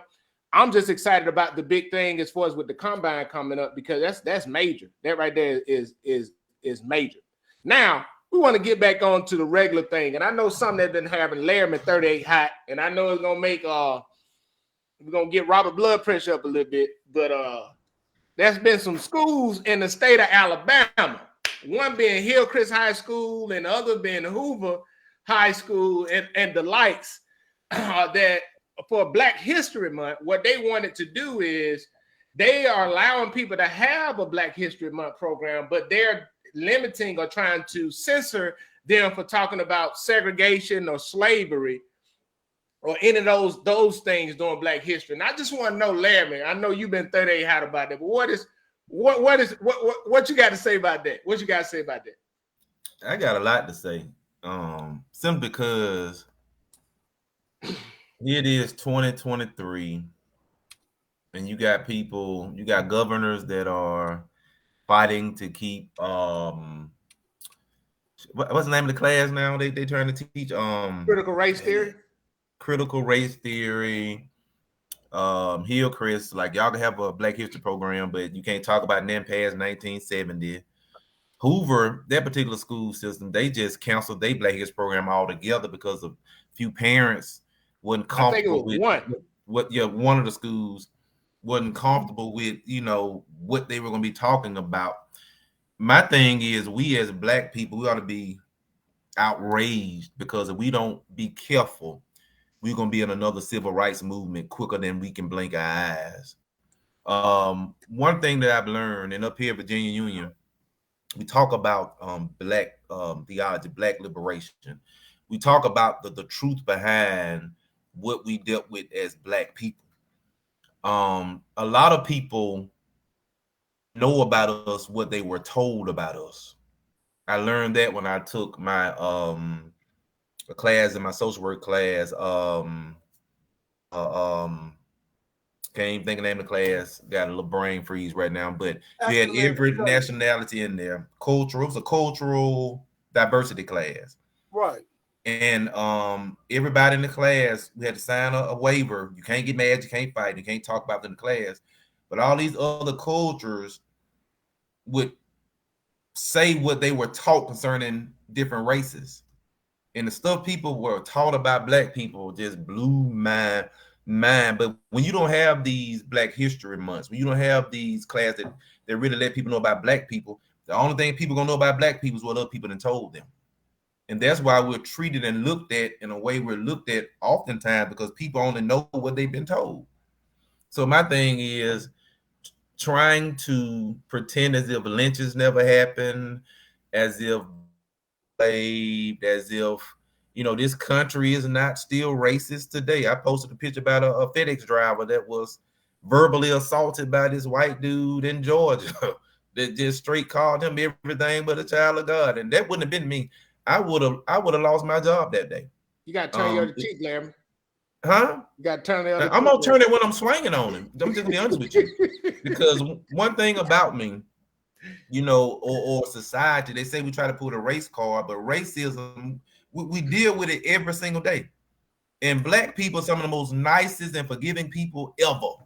We've been forgiving people for the longest, but at the same time, we're still dealing with these issues in 2023. And until black people get enraged about it and stand up for what's right, we're gonna be right back in the position that we were in back in the 50s and 60s. So we're fighting for rights because y'all know there are laws are being put in place that are slowly trying to take those rights away from us every single day. And we sitting back worried about this and that, and we don't see what's happening right before our eyes. So I'm enraged about it. I'm mad. What you had to say about that, Robert? When they say that they could have a program, but they couldn't mention anything about civil rights or slavery. You are not probably. My response is going to be really different from what you think it's going to be. No, I'm just what's up? Go ahead. Well, I think I understand. You know, every time I see Roots or something, you know, when the story is told, being a man of color and being a black man growing up in the South, I get enraged because the story is told from one lens. You know, we talk about slavery. I did not really understand how to be able to understand the whole slavery and what happened in the day before me until I got to Howard University in a cultural diversity class where we talk about race theory, when we talk about those things. I think that the reason that people stray away from it because they don't know how to talk about it without inciting anger, without inciting frustration. Because when you think about slavery has a thing with color simply because, you know, when you think about other cultures like the Native American, they were a little more savage. They would, but we came from a country where we were already conditioned in slavery. And in slavery, for me, and this is just my thought, it was more about having free labor than it was color. Because at the end of the day, you know, it was economic. It was economic more than it was color because we still live and work, still was among them. Mm-hmm. I don't think that when it comes to when Larry was speaking earlier, that it will repeat itself with the black community, but I think it will shift itself to another community. You know, when it comes to like the Hispanics, it will shift itself to another, so it will repeat itself probably through another culture. I think the thing is that people need to go to school and learn how to teach the class, and for the schools that we already hyping because the world is divided. We have a divide here, and we keep ignoring it like it don't exist. So if this school sit here and go here and speak on racism and slavery, and they're not educated in that area, they're not educated in the cultural arts, they can put this information out and cause a riot. Well, I mean, one of the things the thing about it is, though, the students were going to present. The student was going to present it. They were going to do. The students were going to do this program. You know, they were going to talk about. You know, the students were going to research slavery and find somebody to talk about to educate their peers concerning, right, you know, whether whoever it was. They said, well, y'all can talk about somebody, but it can't be nobody past 1970. But you got to think about this too, bro, Tab. What other race is still being targeted today? Hispanics are being targeted. Everything within the black belt, within Alabama, you know, you got what you call them lines that they're redrawing now, the property line, not property line. What is it? You talking about the lines that they changed. They're redistricting now, strategizing so to put us at a disadvantage, even when it comes to voting and stuff. We're the only race that's still being targeted today because we are still considered a threat in every aspect of society. Well, but Larry, some of that though, some of that is attributed to we are the only race that like overwhelmingly vote Democrat. Hispanic vote They don't vote straight Democrat or straight Republican, so they're not targeted from a strategic perspective. But what I would say is this: but they are being targeted. But I'm not saying. Go ahead, Rob. They are being targeted. I can give you an incident because I go to Florida once a month, and I was, just simply at the Marriott that I stay at, and a lot of the Hispanics stay there because they travel and work, and they don't speak. There's a language barrier, and so when I was sitting in line, because I'm an advocate for anybody that can't defend themselves, I can't stand a bully, and I can't stand when somebody, take advantage of other people. And so this gentleman, they came back and they wanted a deposit last month, and the lady took their deposit and told them that, okay, you stayed 2 hours after being in the hotel room than you're supposed to, and they wouldn't give them the deposit because they paid in cash, because more likely they were illegals. So they are being targeted, and so they ran them out there. And I said, "Ma'am, and they had a translator come in to speak for them." And the lady that was standing there and her manager, I said, call that manager out here. I said, give that man back his money and give it back to him now. They are being targeted. They're being targeted because it's so many that are here illegally. But when you run to this country, because my buddy George, I don't think none of y'all met George, but the people that knows me knows my military buddy from 30 some odd years. He works right there right now in Albuquerque, New Mexico, on the borders at the Trump wall, and see the immigrants coming in from everywhere, and they got this infrared screen that they watch 24 hours a day when they come across the border, and they go across the desert in the sands and stuff to try to come into the country. They are being targeted. They are treating them, and they work for the less labor. That's why Texas is built the way it is now. They go and they bust them up and they bring them back here because they are cheap labor. I have made, and me as a black man, I have made comments when I lived in Washington D.C. I said I got to go to the Home Depot because I need some help to help me move some stuff and do stuff. And they'll be sitting there parked with their buses and trucks and everything else. They come and do the work and they go, and their labor is minimal. They've been targeted, but they've been targeted in a different way than slavery was when before 1970 or before. So they are. The thing is, they can't say anything because they know they got that veil over their head. Well, my thing, Robert, with this is I don't agree with them trying to censor it as if telling them what they can and can't talk about. I also agree with you when you start talking about slavery, because I think a lot of times when we talk it from one perspective, not the holistic perspective. But when we start talking about racism and institutional racism, we need to talk about the reality of how America was founded. America was founded on, especially in the southern states, slavery was really a means, economic means to keep the rich, because they was able to basically had a free workforce. The only thing they had to provide them for is food, minimum food, and a place to stay. So when you start reading things like you read the secession letters from each state, and they talk about states' rights, and that's what I don't like. I don't like when you have things like the Daughters of the Daughters of the Confederacy that went around when they realized that a lot of this after the Civil War, and a lot of those Civil War vets was dying out. The Daughters of the Confederacy went around and they advocated for certain things to be omitted. They didn't want the Civil War to be taught in a way for what it was. It was the Southern states seceding, committing treason against the United States for the fact for they can keep slavery, to keep their way of life, right? Keep that money coming. They keep that money coming. But they went into the books and they got it to the point to where they used their connections. They got it to the point to where, and that's when, and you see they really ramped up when you start talking about all of these Confederate monuments. Most of the Confederate monuments went up during the Civil Rights era. Most of the preponderance of them went up, and most of them were funded by the Daughters of the Confederacy. And they did that so that you have those things like the Robert E. Lee. And that's what I don't like. When you have banks in Alabama doing Martin Luther King 4 Day, you have banks in Alabama that say that, hey, they're closed to observe Martin Luther King, but also celebrate Robert E. Lee's birthday. You know what I'm saying? And that's the stuff that I don't like. to where it's not being taught the way that it need to be taught.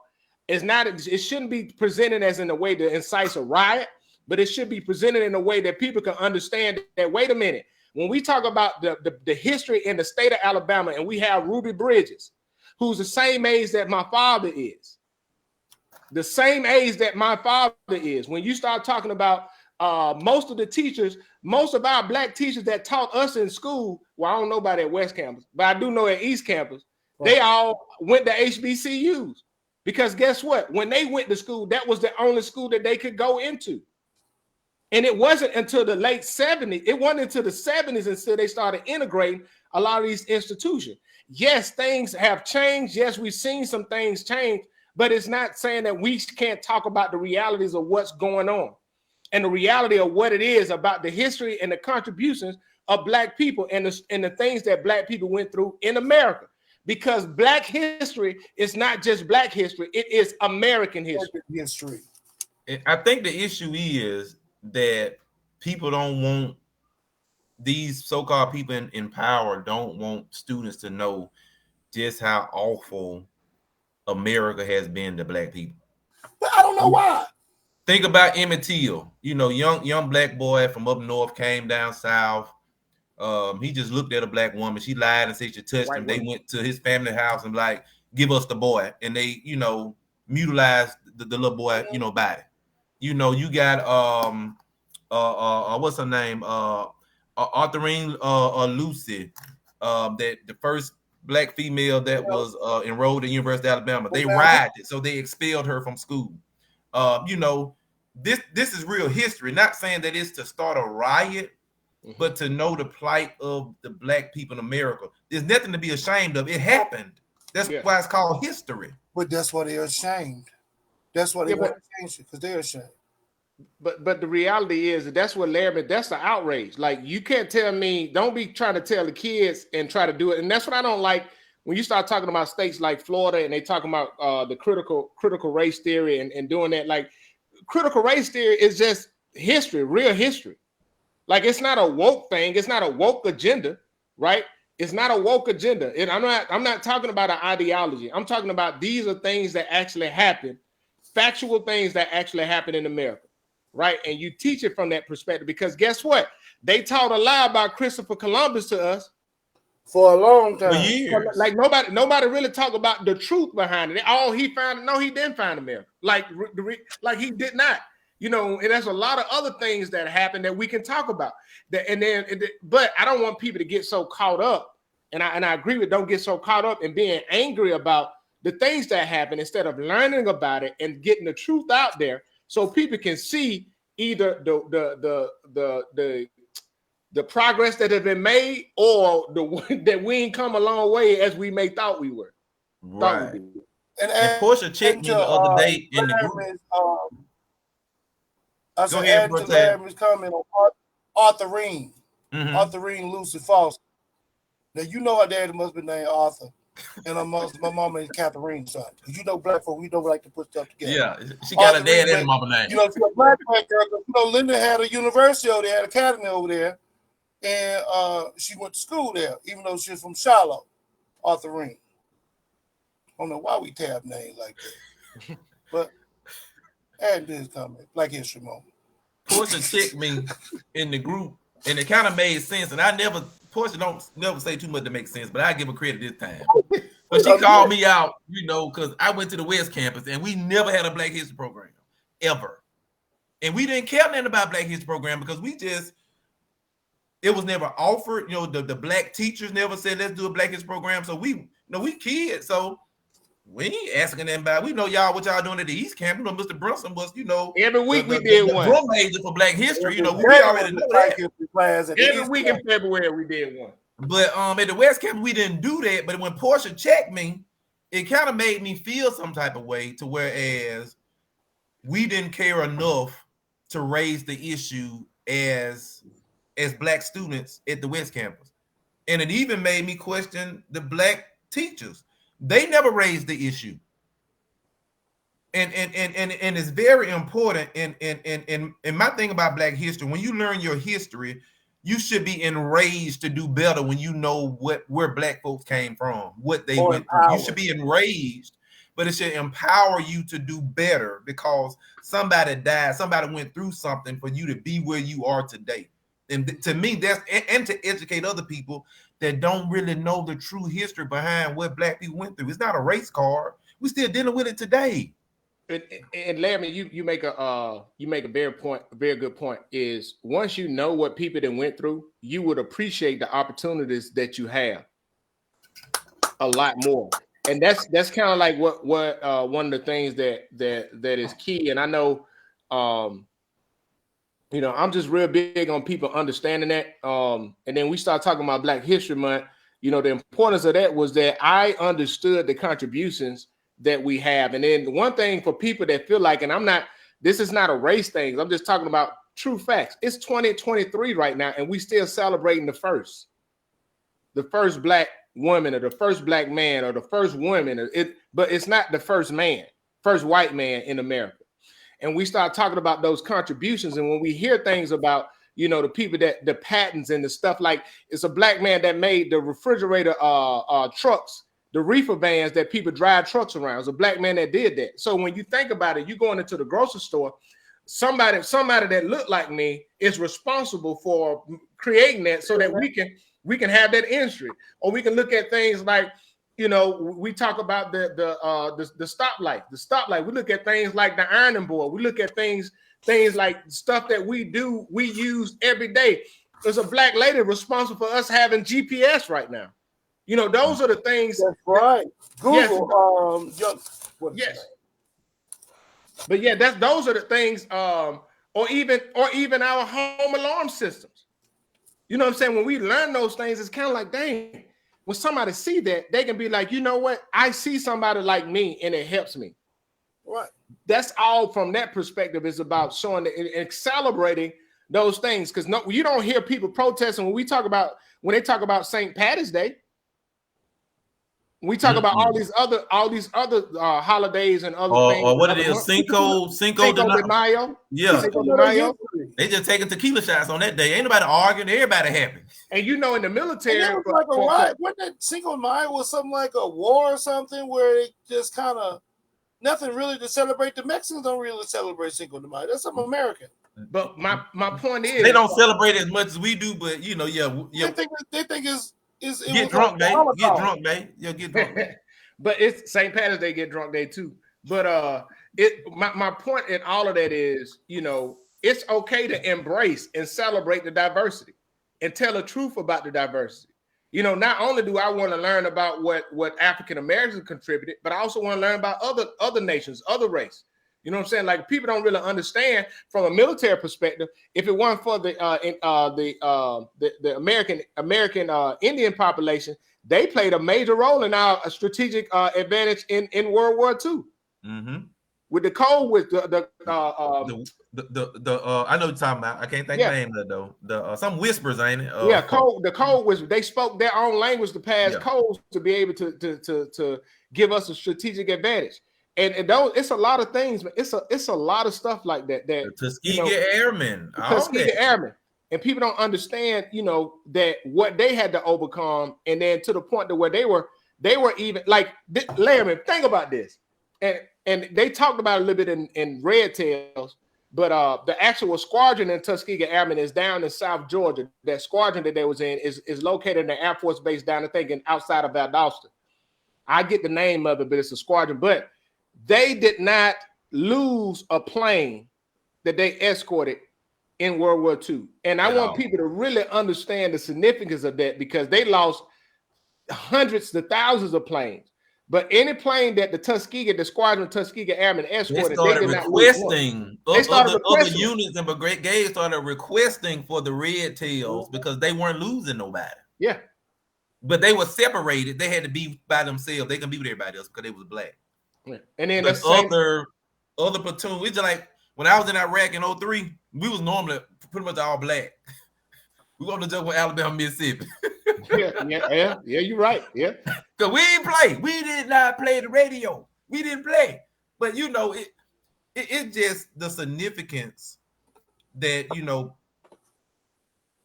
of what how black people have contributed to the history of the United States of America, and you got certain people trying to act like it never happened, and then you trying to cover up the atrocities and the abuse that black people took. That's a part of our history. Yeah, it needs to be told.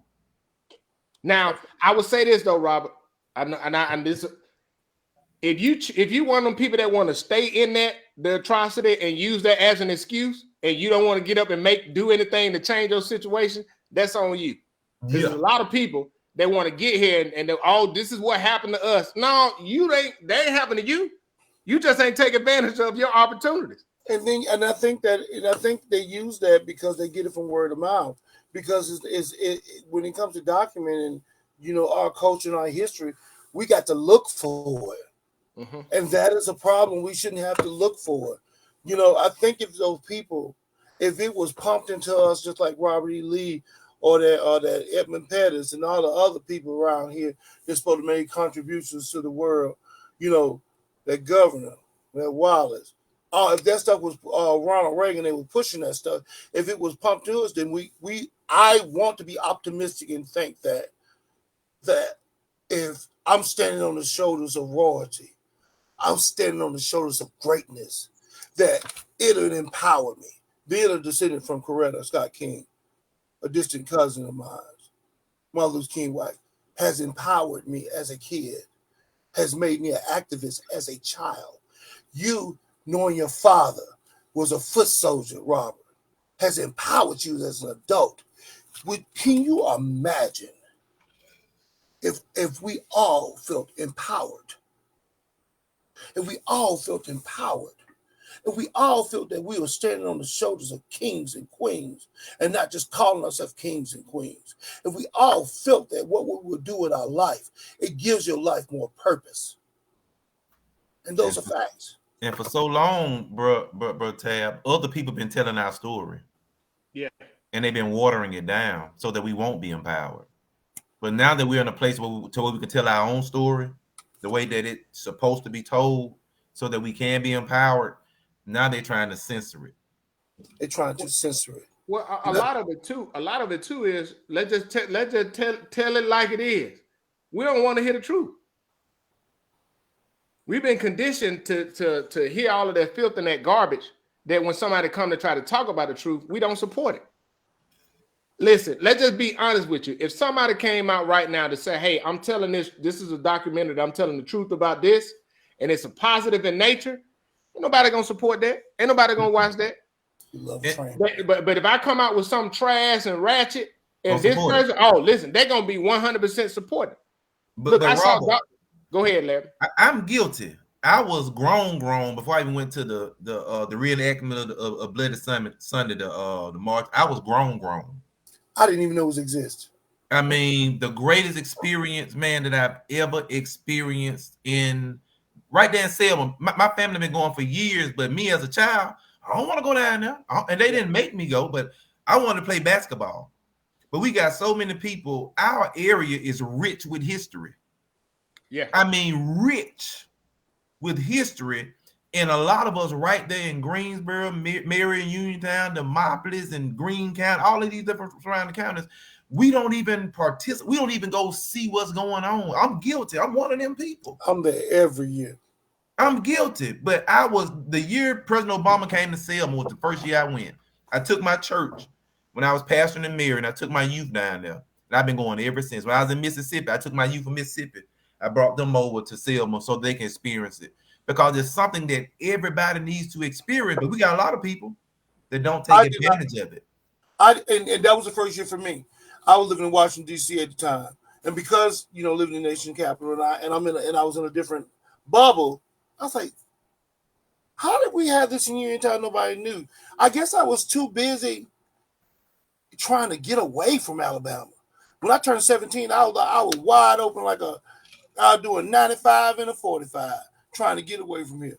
And I did not even, and my mind wasn't conditioned. That was my first year. I came down, I flew down here, stayed in one of the hotels over there, and I was in a wheelchair at the time, bro. But I made myself across that thing. I put that wheelchair to the side. I said, I'm going to walk across the stage. When I sat there and saw all the bros every organization, how that you couldn't even get a phone call out. It was Cell magic. phone signal is not Selma good. it was so many people in the city. Shoulder to shoulder. I mean, literally shoulder to shoulder. I seen women that were 90-something years old that put their wheelchairs aside and walk across. And I said, Tab, you're going to get your fat ass up out this chair and you're going to walk across this thing. And when I walk across there, I hear myself breathing all the time. And guess who grabbed my hand and said, I'm going to walk with you? Kelly Price. Me and Kelly Price walk across that stage together to the other side with Tom Joyner and the rest of them. And Tom said, Tab, you here? I said, I'm here. I left my wheelchair on the side of the other side of the bridge. And I said, I get it when I get back. On that, and that was the best experience of my life. That's when I told myself that where I'm supposed to be is Alabama. It's an experience. It really is an experience. Jay just said people don't want to keep being traumatized. I don't watch that stuff anymore. I would say this wrong. Because it's taught wrong, Jadrian. This is I want to say though with that, right? We have people that watch our show every week that live through Jim Crow. Miss Dayla Maynard. Miss Dayla Maynard. Yeah, they live through colors, non-colors, whites and colors. They live through segregation. They live through a lot of this stuff. And they walk around with their heads held high because they know the work that they put in. And for me, I'm not going to get myself in a space to where I'm upset that I never had to experience that. I'm appreciative of the work that they did. That's why for me, I do that. And I know, like Jay just, I just be mad at everybody I see. But my mom can't watch like Rosewood, the movie Rosewood. She can't watch that because of some of her experience as a child. I understand that. But for me, I had experienced a lot of that. And Chris Hill Jones asked, so was desegregation good or bad? I think that it's both good and bad. I think the bad thing is from an economic base, that was bad about desegregation. And the reason why I say that is because our money used to stay within our community because we, in a lot of places, had to support each other.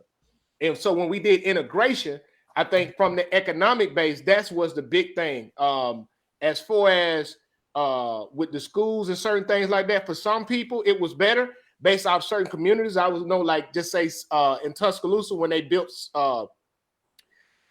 Central High School, they got a lot of resources to that school. But in other places where we were, the only thing they did was turn the training schools into public schools, and they still segregated it. They still segregated. It still was segregated in those places. So me personally, I think that it was good and bad to that. And I know some people would do it, but from an economic base, we lost a lot of our economic power that we just shifted over. With that, and for me, that's why I think that's the biggest problem for that. For me, I mean, and there's a lot of other things too. A lot of other conversations. Like I look at, think about the music industry. How much money has been made off Black people in the music industry? But why we're not running the music industry? Why not music? Just why we still have those same things going on? Clothing. We buy more clothing. Huh? It's not just the music. It's when it comes to fashion too. We buy more stuff. I agree. But any other but guess what though? But let's just be honest with you. Let's be honest about it, right? You can put out music and people won't support you because it's positive. But then guess what? I mean, and there's a lot of people that rap about stuff that they don't do. They rap about killing and shooting and all this stuff because that's what sells. And they're trying to get a record deal. That's what sells. Mm-hmm. But if you're talking about something positive, something uplifting, you ain't gonna sell. It's not. I'm just telling you right now. It's not gonna. It is not going to sell. Mm-mm. And but, what Jadrian was talking about, I can understand Mama D why she don't want to watch Rosewood because she grew up in that era. We didn't grow up in that. Nope. I don't know nothing about really. I had my experience at the West Campus, but I can't say my experience at the West Campus would equal to what Mama D and people, her age went through. Well, so I was young enough. For me, to watch But Rosewood and Emmett Till movie and things like that. It educates me on things that I did not experience, but I can see how it was back then. Which it made also me gives me appreciate. it makes me angry, but at the same time, it lets me know where my folks came, what they came through. So, Larry, you don't need to be acting on food. Larry, you need to do better. You need to be a better example as a black man, because we're already, the cards already stacked against us anyway. Whether you're in the courtroom, on the job force, whatever, you already behind the 8 ball. So it makes me want to work harder. It makes me want to be that example, so that even though society say this about me, my chest poked out. This is who I really am. I'm a black man. I'm proud about who I am. So I'm not traumatized. I'm empowered. I'm encouraged, and I do my son right now, Jordan. He left one college. He was starting playing basketball.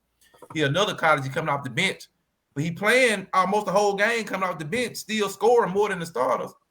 It don't matter whether you start or it's how you finish. When you get in the game, it's how you finish. You playing more than the starters. But this your first year. The coach might be loyal to the seniors. When you get on the court, do what you do. And that's how we got to do as a people. We probably ain't starting, but when we get in the game, do what you do. Shine.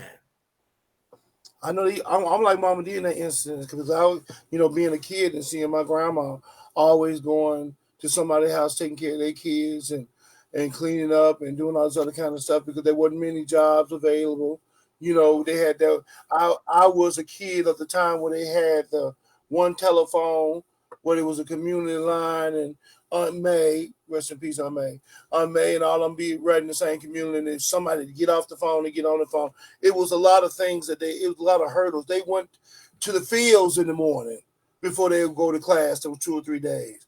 They were at 12 or 13. They were pretty much adults, And being, a little kid, I remember those moments. And I was like Mama D, that I couldn't watch certain things, that it would just tear me up, roots out the whole, that would get me. But when I got to Howard University and I got into, and I had to take it as an elective, I said, well, I want to know Black history. And they gave me that cultural art class, and we talked about all the things, and it put things in perspective. Now I go back and look at all those movies, and I'm critical.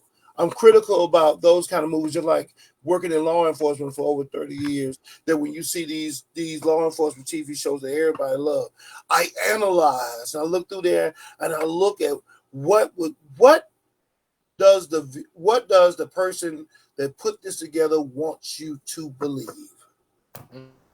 Who is narrating this story? And I look through that, and now, right, it's storytelling. So now I'm empowered, because I feel like that I don't have to eat the sauce. I don't have to be. It doesn't. The force field has. I have armor now, so I can tell when television is not giving me what I want, or giving me what I need, or they're trying to lead the viewer in a different direction that is not holistically the truth. So I can look at that now. But if I've never spent those 16, 17 years in Washington, D.C., I would have never been empowered with the armor that I have today to say that I could be a critical thinker. Miss Della Maynard, she posted a video. She had a group of people came from a whole nother state down to Marion. They be touring the I forgot the name of the church and other places in Marion. They come tour the Black history spots in Marion. But this one lady, she's from another state. I can't remember the state she's from, but she's writing a book about Black history in Alabama. She didn't experience anything. She just been studying it. We have so many hidden Jews right in our communities that won't tell their story, that won't write a book. And we got other people telling our story that wasn't even there. They just going off of research that may not even be factual. So, my thing is, like my cousin Curtis Rose, the dude is a walking history book. Yes, he is. Somebody, and I'm not the somebody, but somebody need to really sit down and talk to these individuals and write down the history, so that the story can really be told the way it actually happened. I'm not a journalist. That's not, that's not my area. But for those of us that are out there that's listening, if you love to write, or if you want to write a book, if that's something, get with Curtis Rose and these other, children of the movement, and have a conversation and write down the story. But the Black History Museum in Green and Depot is doing that. They called people in, and I have called a couple people in, and they came in and they gave the foot soldiers, they gave, a real video interview of their life. If you ever go to the museum, when you see the come on, Tab, you should know Teresa Burr's that documentary that they show when you sit down. Right. And that's on CD now. Cause before I left there, we got to put it on CD. We got copies over there. You go to the museum and get a copy of it. I have copies here at my house that I purchased. They are trying to do that with every person that was a foot soldier, so we can have some kind of video library of accounts of our history. And they have been recruiting people to do that for, I know, about 3 years now. So we have the institutions in place to do those things. We just have to reach out to them and be able to tell our story. We got to be deliberate, but I do want to say this, and I know, Robbie, you had mentioned law enforcement, and there's something that we talked about last week, but Tyree Nichols, it's a lot of stuff that came out from that office. I saw it. And I know some people was claiming race, talking about race and all that, but some stuff that then came out that said one of the guys used to date the girl that Tyree Nichols was dating. And they said what he got caught up with was he took a picture of him after he had beat him and sent it to the girl. Mm-hmm.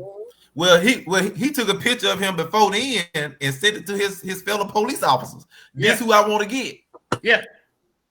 So the thing that bothered, go ahead. No, go ahead. Because it's still a racism. It's not at his level. It's how the police force how they maintain stuff. That's a fact. Yeah.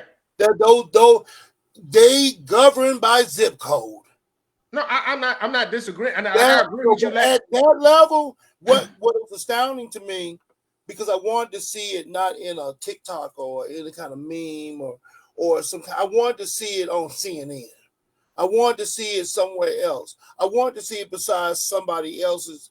You have to check your sources. But where there is smoke, there is a fire somewhere. There's fire somewhere. So I've seen like 3 or 4 different accounts on that. For me, I just knew from the beginning it wasn't a random traffic stop. I said something. You called it. That wasn't random. You I said called because it, it just don't happen that way, huh? And my point is with this is, I want people to understand on this one is that's why I would say this first thing people want to run to is talk about the race, the motivation, but the cover up can talk about from a racial standpoint, the systematic how you said law enforcement cover up and how they do certain things. They didn't cover up for these guys though. They was fired the next day. What no cover up? But no, it was about a week later. I mean, they waited. It was right after. It wasn't a week. It wasn't a week. Was right after the mother. It wasn't even 2 days. It probably 2 days. It was very similar to the Emmett Till story. If you actually look at the accounts of things, when the mother came in, took a picture of her child laying on that ventilator with those swollen eyes and been beat to death. It was about 2 days. That started the same thing. So if you look at the sequence of events, it was still forced. Yeah. Very Emmett Till. I said this was like 2023 version of Emmett Till. They didn't even try to cover up, but there is an issue with policing. Yes. I will say that. But they weren't able to cover this up because, like you said, it was like Emmett Till mom. No, opening casket. I want folks to see what they did. It was kind of the same aspect, but because of the way it went down, they didn't even attempt to cover it up because they were like, "Ain't no way we could do this." So yeah, you know what though? I would say this: in Norway, to be a police officer is 3 years of training that you had to go through. It's 3 years. Like you had to go through. You got to go to school That's to a be bit certified. extreme. No, You think one. so? The I don't first think year so. is academic classroom. Second year is Should is be another thing, and then like the third year is like almost like student teaching. You got to go through that, do like a practical, and get so many hours before you're a police officer. But also too, in Norway has the lowest crime rate probably in the world. They also have too, when you look at Norway and Denmark, that their the median household income is high too, so they have a real good, strong economy. So you don't have a lot of people. all that crime and stuff. Yeah, you don't have a lot of Everybody people. doing good. Everybody But I look at doing it like good. this though. You know, either you got it or you don't. You got a lot of people going into the police field for all the wrong reasons. For the wrong reason. They need a Because some of them feel psychological. like I wasn't this, I wasn't that. So having that badge gives me the authority, or make me feel like somebody. Like the military, you got a lot of people that try to come through basic training. It's not in there. It's either you got it or you don't. Yeah. And sometimes people will slide through the crack, but that ain't you. But Larry, a lot of people go down every year. Drill sergeants, they go down every year because they can't handle that perceived power that they have. They get in trouble, they abuse it, and all of that. So, but see, the military ain't finna play that like the police department. Oh no, Uncle Sam finna cut your head off. You out of here. But that's the point that I was talking about last time: accountability. Robert, I'm talking about for drill sergeants. I'm talking about in trade dog. Oh, they don't play that. They don't. With trade dog, maybe I was in 3 or 4 different militaries than you guys, because I've seen the military cover up a whole bunch of stuff. See, Robert, you were back there in the 60s. You know what I'm saying? Everybody had afros and everything. Man, you was at Fort McClellan. And they'll cover up some stuff on you in a minute because they steal the government. Listen, I'm just telling you. Listen, I was on the backside of Anniston, Alabama, man. You can't tell that. I love it. But I would just say, man, with that, I saw that came out, and I was like, dang, you know, that was that from the. I just, for me, honestly, I'm well aware of a lot of things that's going on. It's just for me, I choose to. What is frustrating for me is there's a lot of African Americans that look for things to use as an excuse to justify them not doing what they need to do to make their lives better. I don't like that. I can acknowledge that, hey, things aren't fair. I can acknowledge that things aren't equal. I can acknowledge that things may not be advantageous to me, but am I going to sit around and stay where I'm at, or am I going to exploit everything that I can, talk to the people that got it, to do the work necessary so that I can make it better for myself and my family? Because too many times, yes, you're going to run into brick walls. You're going to run into things, right? But what are we going to do to make it better? Under the things we can't control. Right, but you know, all in all, I think we all can agree at some point at a little or even an extended level that aren't you tired of having to do 3 things more than the rest of the world just to be equal?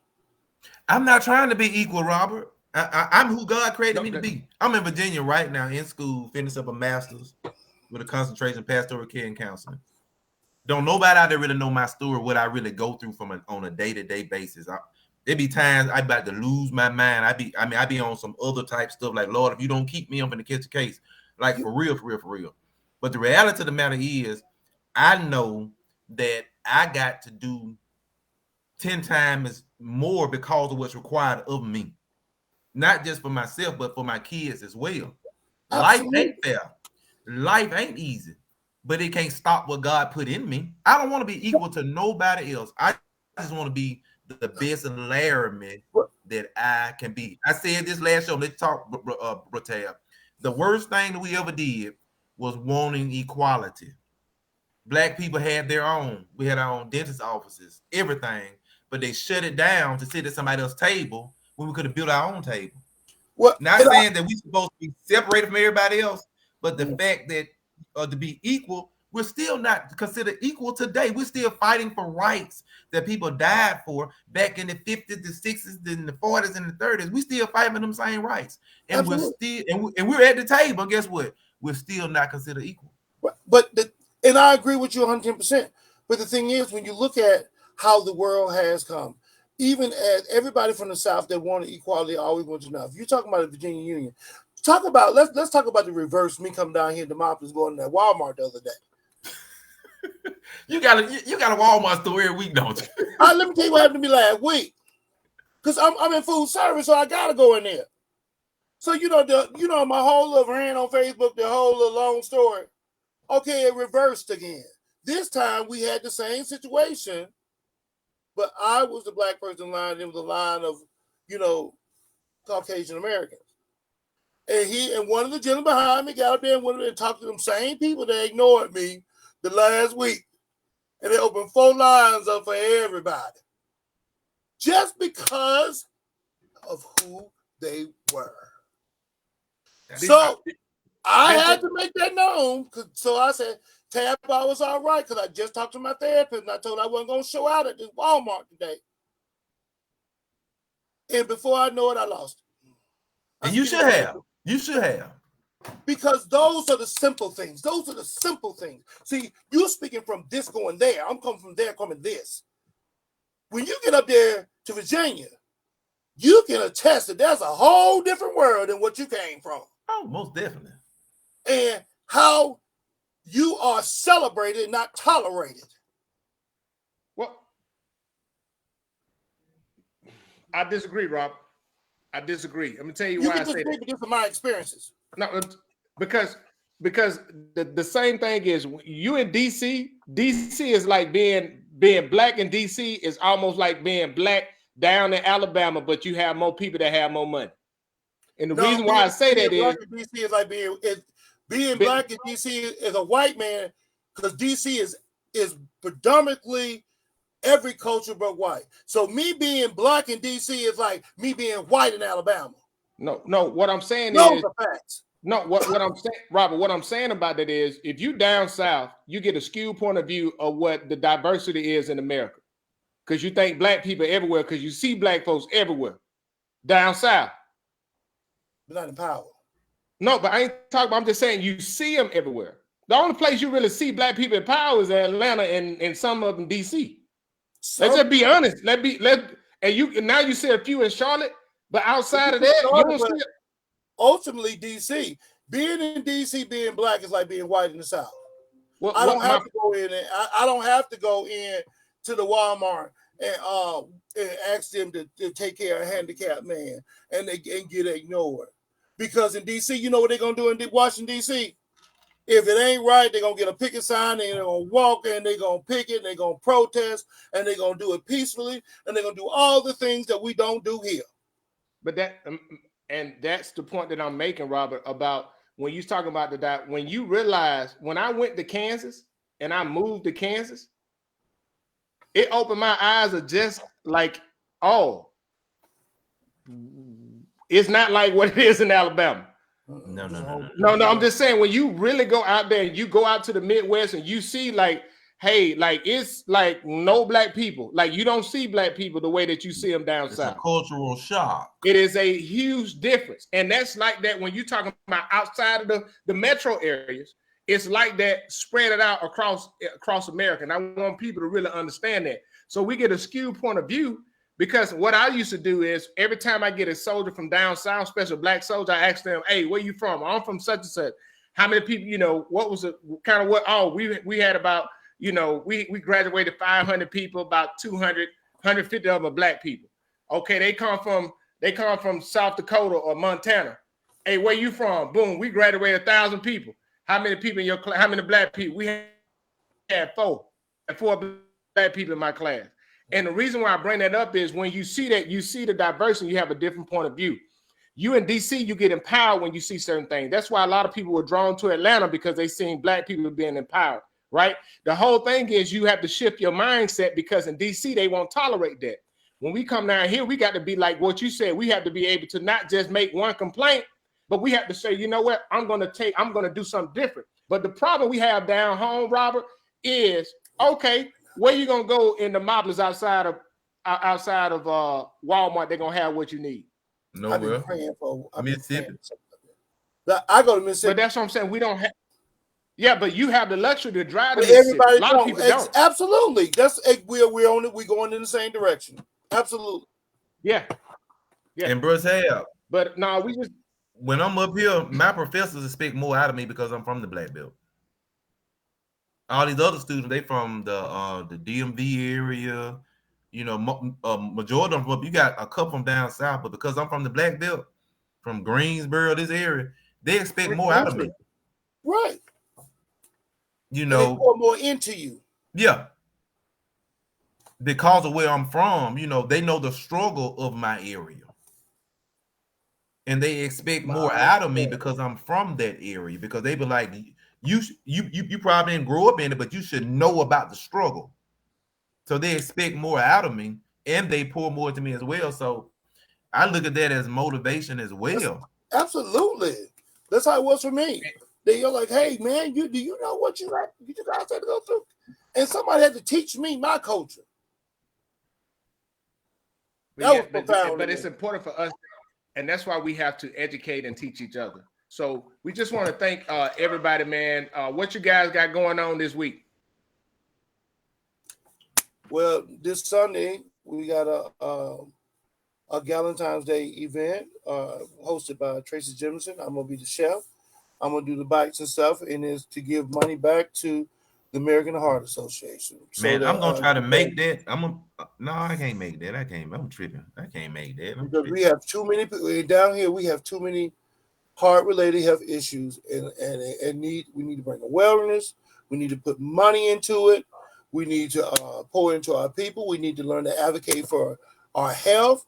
We need to go out here and if somebody need to go to the doctor and ask them why they're taking this medicine, we need to learn more about how to advocate for ourselves and the things we need to be here longer so that we can lead this torch and help the young people come on. Because if we're gone, then we got another break in communication. Amen. All right. Yep. So that's Sunday. Man, this week, your boy. Where's it gonna be at? At the stable in Greensboro at 4:00 Sunday. So Where the stable at? Is right across from the library.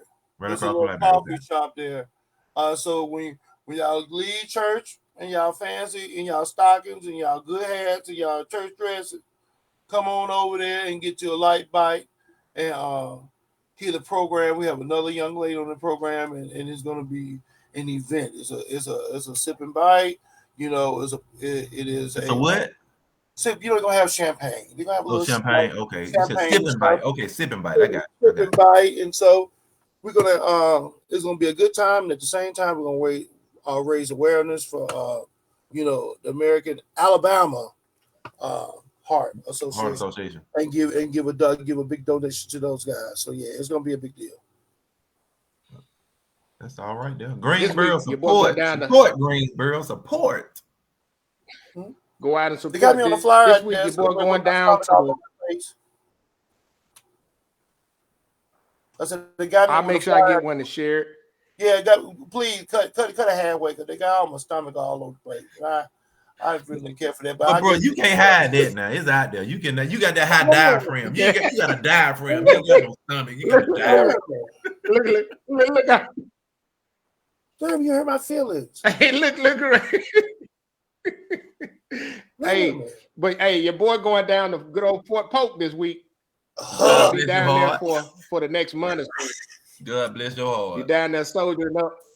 At least the mosquitoes won't be out around this week. Headed down. Yeah, and I hope they're not. But I want to give a shout out to my mom though. My mom's birthday again. Her birthday again will be this. Let's see. Her birthday will be this Saturday. My niece Aurelia, her birthday will be on Friday, and got my baby girl. Her birthday coming up on the 22nd. So got a lot of birthdays this month, and we just want to thank everybody for the night. Sean Tab. Her birthday is tomorrow, I think. Shout out to the sponsor, Black Belt sponsor, Lakeisha, Sean, aka Tab Davis. Birthday is tomorrow, so. But we do appreciate it. One thing we do want to thank Coach Johnson, Coach Wright, David Reed for coming on tonight. We appreciate them coming on, sharing that good information. That information will be shared. I shared it on the show, shared on the page. We'll be sharing it again. Make sure you go like our YouTube channel, the Black Belt Experience YouTube channel. And yeah, they had the red and black ball last night. I seen you on there. I seen you, Tab. I seen you with your picture. Oh, he was clean. Oh, that joke was clean, man. I try because I be trying to keep it, trying to keep it easy for the old folk. And shout out to the committee who put that together. They did an awesome job. The place was packed. When I tell you, I ain't never seen so many sparkly red dresses in my life. That? Oh, when it was to the rafters. I saw Bishop Richard Bennett in the house last night. Yeah, he was sitting over like the table because I had a table in the middle. He had a table over to the left. We had a really, really good time. Shout out to Phyllis over there at that rec center. She is doing it big over there. And when you can take little and make a lot, that says a lot. Creativity, my cousin Deborah and the rest of the committee, they did a great thing. I've seen everybody was dressed in tuxedos and ball gowns, and you'd think it was Christmas. It was really nice. And shout out to Greensboro. In the last year, we can't talk about ain't nothing to do in Greensboro. Yeah, listen, they've been doing it, Robert. They say you did the stanky leg last night. Oh man! No, did you see the suit he had on, Robert? Did you see the suit? I seen that blazer. But I said that boy clean. The boy was clean. I said play with him. Play. But no, man, hey, we really do appreciate it. Hey, again, shout out to the administration at Greensboro for supporting that. I mean, I'm gonna share some pictures lately, man. I mean, it's nice for that weight room there, and just more great things. And let's continue to do what we do. We love the black belt. We appreciate you guys, and we'll talk to you guys later. Yeah.